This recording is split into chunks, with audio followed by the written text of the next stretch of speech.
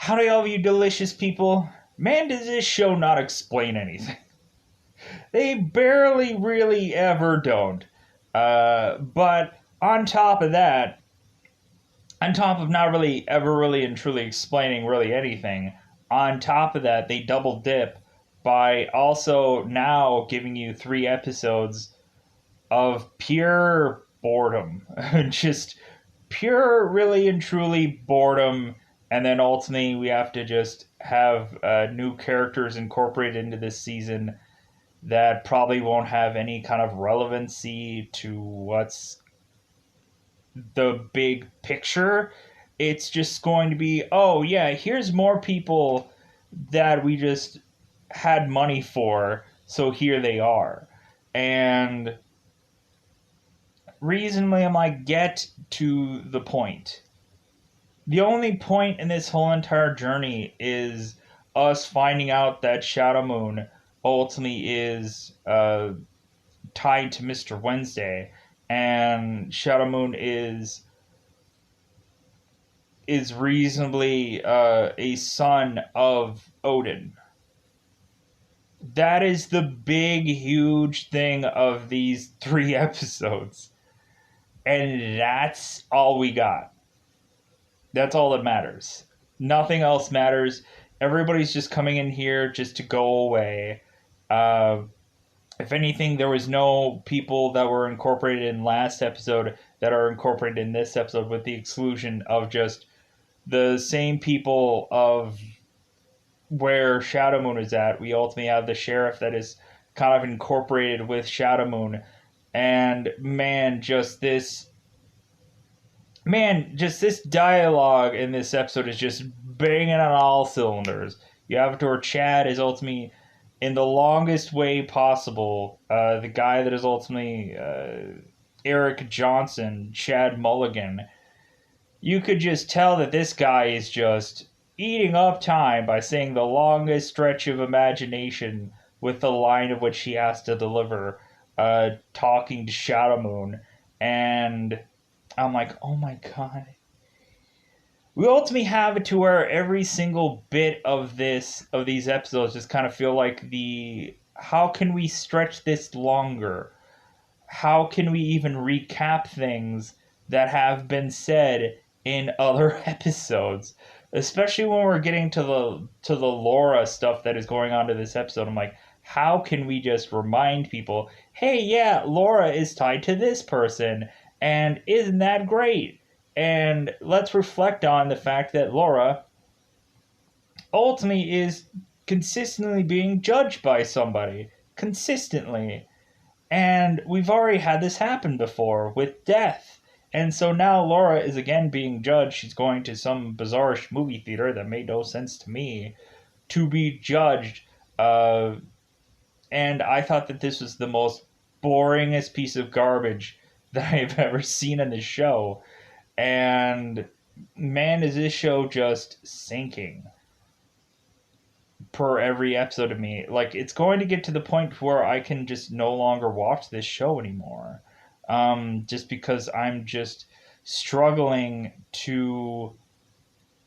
I'm struggling to just get any little thing that doesn't feel like we've seen this in a past episode, or ultimately, uh, this feels like it's stretching. If if you really want to say that there is no writing in this show, I could easily just point that out right now. Like, there was a problem writing the show before, and now it has obviously gotten worse. It has obviously gotten worse. There are so many stories that they could actually tell, and they otherwise decide to just do this.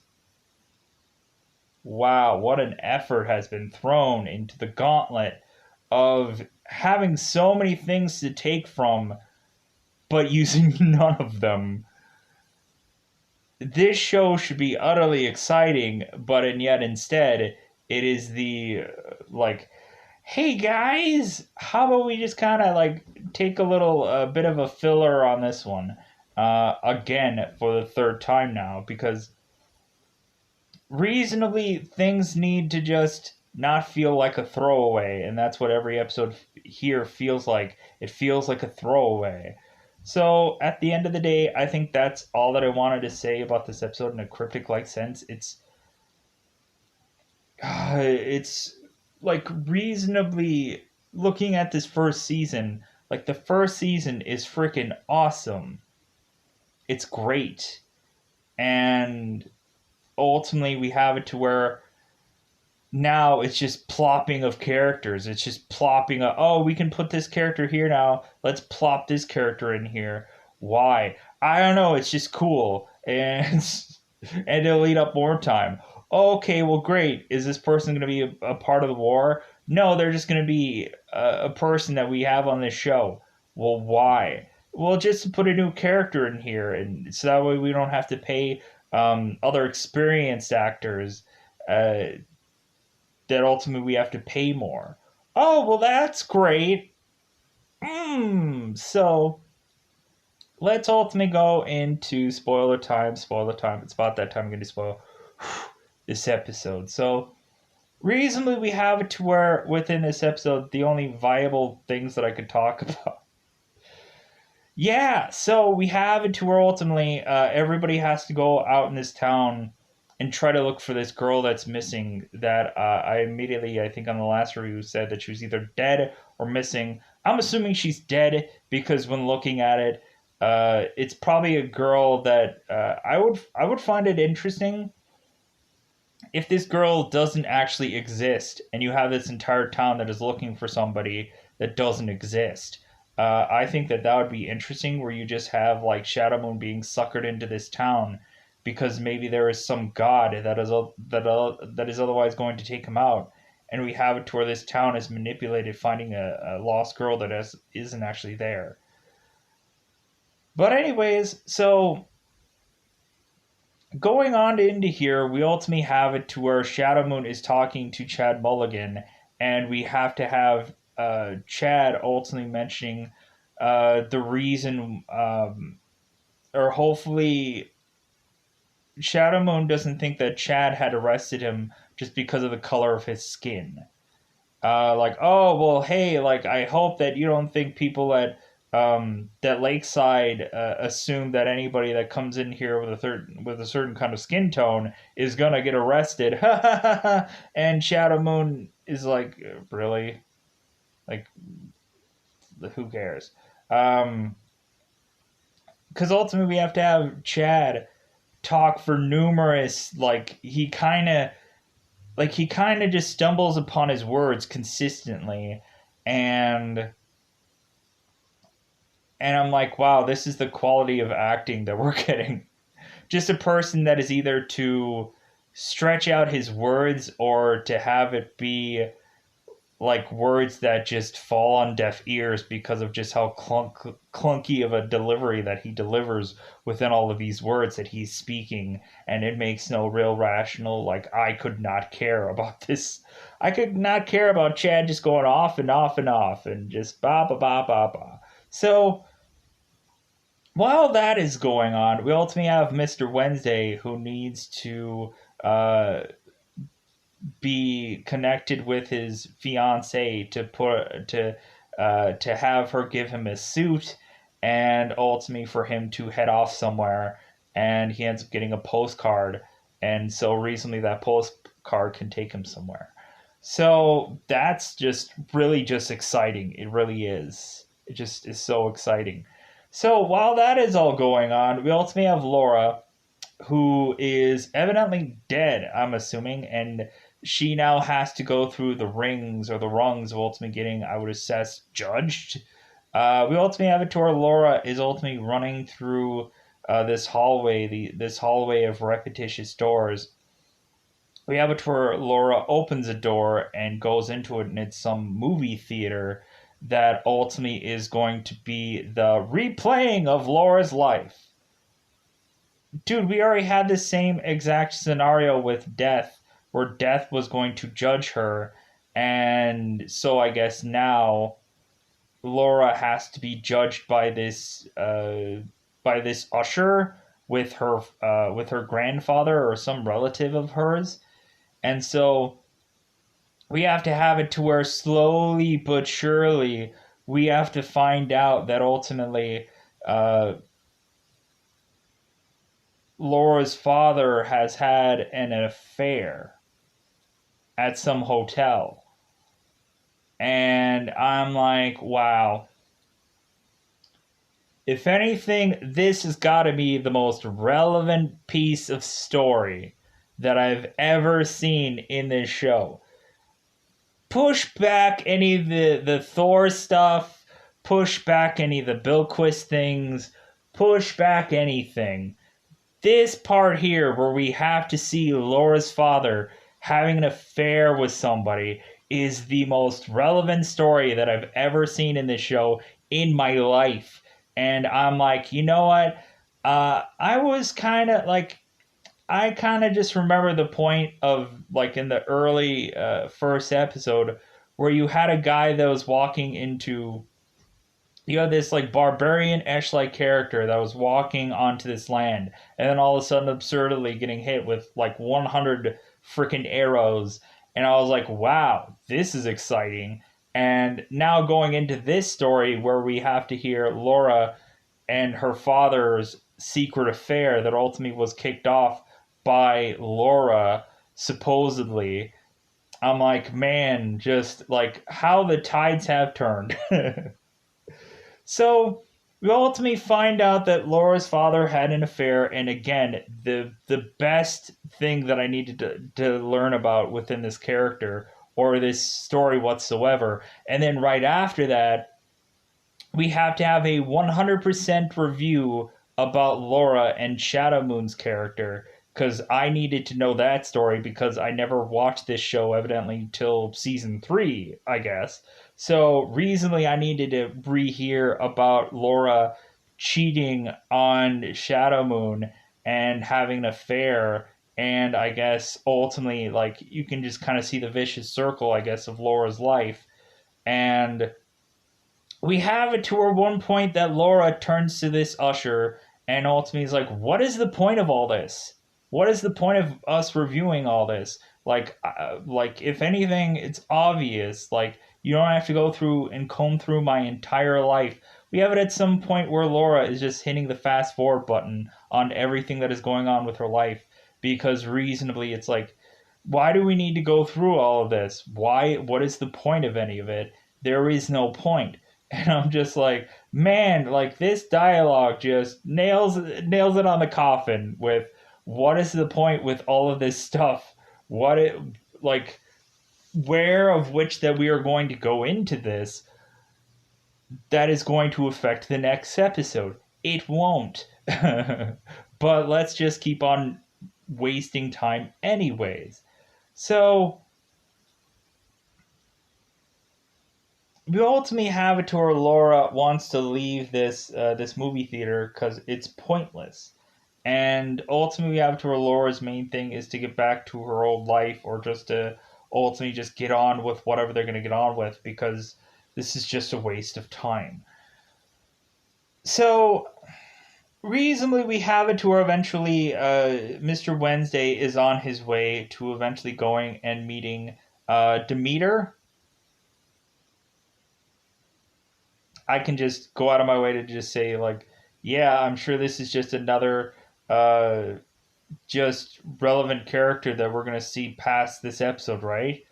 I don't mean to say like I'm probably sounding like really like what a piece of work. Like come on, like but reasonably when looking at this, there's nothing going on in these episodes. There was like if anything even maybe in the earlier like even in like we had like season 1 like there was so much there to just kind of weird you out to where you really wanted to come in here and just like yeah this is freaking awesome. Even in season 2 there was some stuff here and there where I was like you know what this is amazing to ultimately just kind of eschew this portion of here. But now it's just like let's go into like 1765 or whatever the time period was to see a girl in some farmland that is ultimately we have like these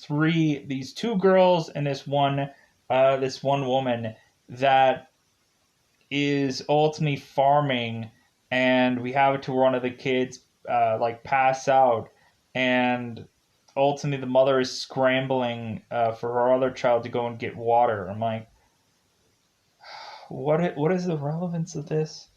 What, who cares? What does this mean? Nothing. So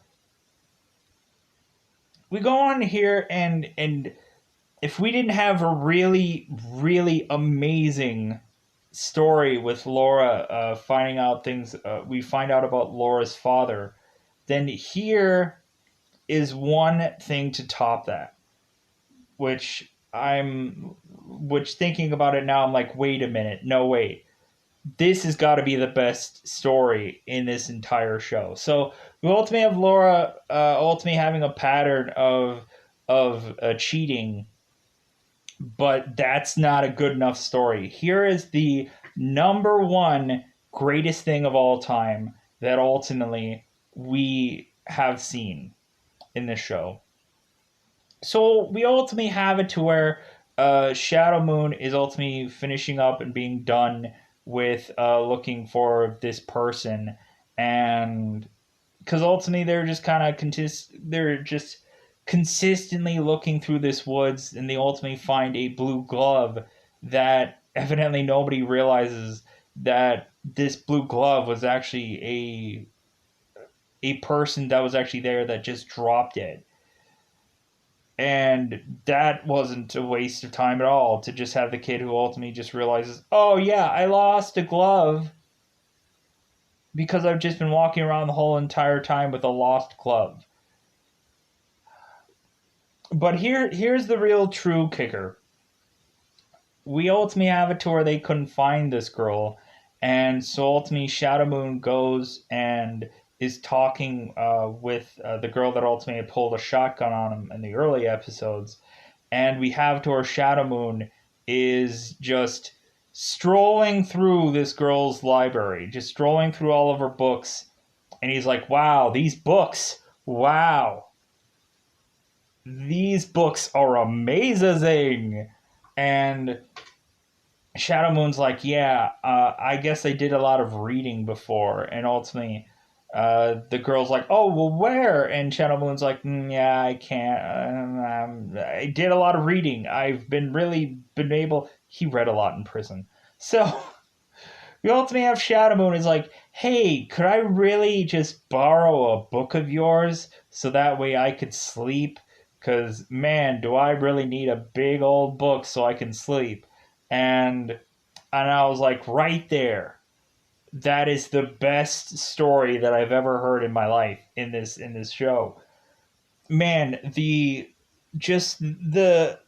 approach of us getting to know that Shadow Moon needs to just learn how to read some more books. I was just like, man, this is good. This is so good. So we end up having it to where Shadow Moon is going to be reading and then falling asleep. And we have the same dream that we had in a previous episode. And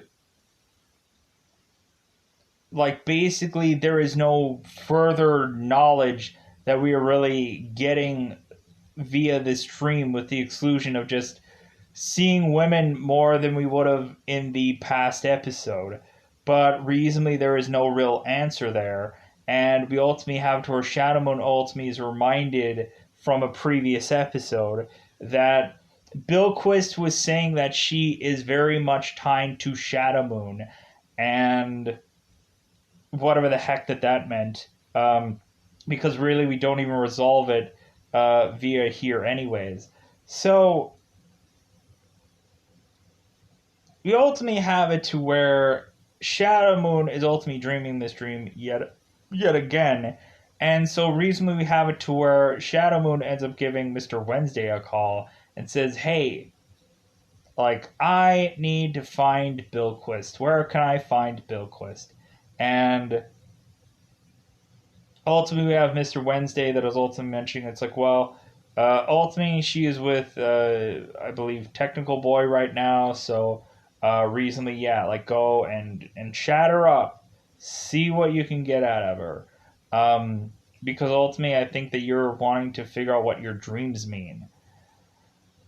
So we ultimately have it to where Shadow Moon is on his journey to go and see Bilquist, but reasonably we have it to where at the fairly tail end of this episode, we ultimately have Technical Boy that is just like covered in blood, and we just don't understand what is going on within this scenario. Shadow Moon is just kind of shocked, and reasonably we're just kind of going into here going like, okay, what exactly is going on? And I'm sure that is going to be left for yet another episode.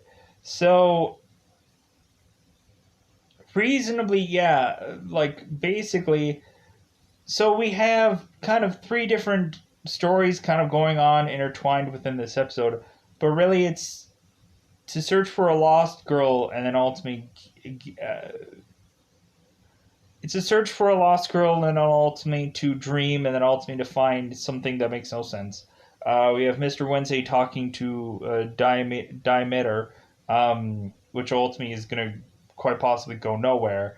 And then ultimately we have Laura, who is reflecting upon her whole entire life, as if she hasn't done that already, because she had been talking to Death about that. And we already know full well that Laura doesn't care about whatever her afterlife judgment is, but we have to really just nail the coffin on that one to make sure people realize that Laura doesn't care about what her judgment is of afterlife. So whatever she has to do is whatever she has to do. So reasonably, yeah, I think that's all that I had to really say about this episode. And I was even like stretching some things because reasonably there was absolutely nothing going on in this episode. And I was just frustrated by like, dude, we are 3 episodes in, and like, I want to see some death. I want to see some destruction. I want this to really kick off this war. Like, can we get halfway through this season and like the second half is the war by now? Let's pause here. So all right, so reasonably that's just the episode. Like there, yeah, that's and I had to really just stretch to really talk about it because there's just every single thing is just like it's getting to the point where it needs to go somewhere. If it goes somewhere, I have plenty of things to talk about, but like reasonably, there's like if you don't have anything going on, like put more exciting stories within this time period, put like really dip into these things to really go into here and just go okay well like at least we're gonna give people one exciting story out of a lot of nothing, but now it's just delivering a lot of nothing, and that's where I'm just ultimately just like wow what a waste of time that these episodes are. So it's just like we'll see what happens within these other episodes, but I just feel that they're pointless. And so recently at some point I'm just kind of just considering like to just go and watch something else. So at the end of the day, that's all I want to say about American Gods season 3 episode 3. I'm gonna get out of here. Goodbye everybody.